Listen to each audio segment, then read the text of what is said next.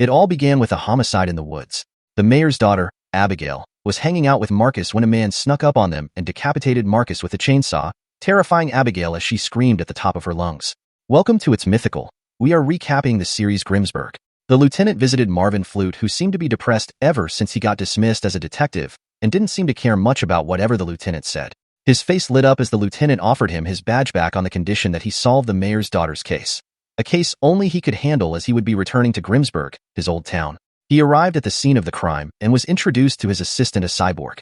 Checking for clues, he constructed a mental image of the crime scene and realized that right after Marcus was decapitated, Abigail ran for a while before being abducted by Marcus's murderer. He also found Marcus' remains frozen nearby. Harmony Flute, his ex-wife and reporter, met with Marvin at the crime scene as they stopped by a restaurant to eat. Harmony wanted some intel about the mayor's daughter adoption and to also bond with his child, who he was meeting for the first time, but as Marvin didn't give any intel and couldn't care less about his son, she left angrily. Marvin's child happened to be schizophrenic as he rushed out to meet his imaginary friend, and they practiced how to fly. The forensic pathologist had sewn up Marcus's remains when Marvin arrived, and she was delighted about his reinstatement. Marcus' lifeless body emitted a sound when touched, which made Marvin turn him over and found a flute in him belonging to a professor in Grimsburg. Time was running out as the chief of police ordered that Marvin finds the mayor's daughter, or he was going to be dismissed again. On meeting the professor, Marvin found clues as the professor explains that someone broke in and stole the flute days ago. Harmony spoke with the mayor about how he was dealing with his daughter's disappearance, and to mask the pain, he started constructing a new casino in town.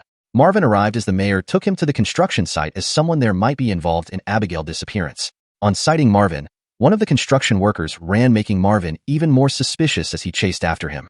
Still trying to catch him, Marvin slipped and fell off, losing sight of him. Marvin was speaking to the lieutenant when he remembered he was supposed to attend an annual father and son dance, but he rushed to the suspicious man's house instead to look for clues. Stan Flute, realizing his father Marvin wouldn't be coming, burst into tears. Entering the apartment, they found the suspicious man frozen and a note from the real killer, as Marvin remembered his son's event as he rushed off. Stan was brought home crying as this triggered an episode in him, as his fathers arrived to comfort him, but ended up making things worse. Marvin met with Lieutenant as he wanted to quit because it's affecting his relationship with his family, when the chief's son, who wanted to be a detective so bad, gave them a clue on how the note from earlier matched the chief's notebook. Marvin's assistant accused the chief of being the murderer because of a matching page and wanted to arrest her, but Marvin quickly arrived and realized it was actually the chief's son behind the scheme. He had plotted it all because he wanted to become a detective. The chief's son's cover was blown when he revealed a frozen Abigail and attempted to escape. As he pointed his gun at them, Marvin caught up to him, retrieved the gun, and shot the tank, freeing Abigail. She then reunited with her father, the mayor.